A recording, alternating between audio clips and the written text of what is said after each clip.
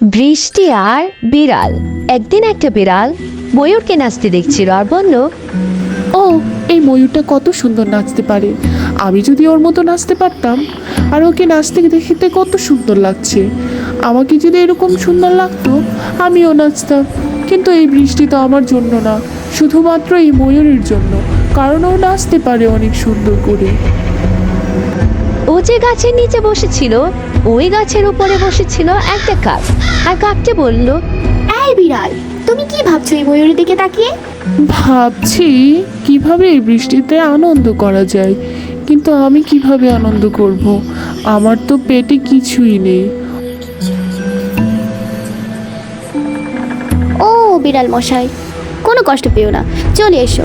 আমার এই গাছের ডালে অনেক অনেক ফল আছে, আমি আর তুমি এই ফলগুলি খেয়ে নেব। ও, তাহলে আসছি। এই ফল তো আমার অনেক প্রিয়।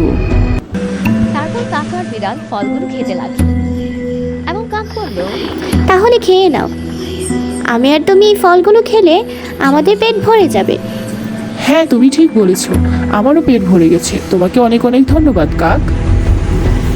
ময়ূরটিও হয়তো নাচতে নাচতে ক্লান্ত হয়ে গেছে, আর আমরা দুজন খেতে খেতে।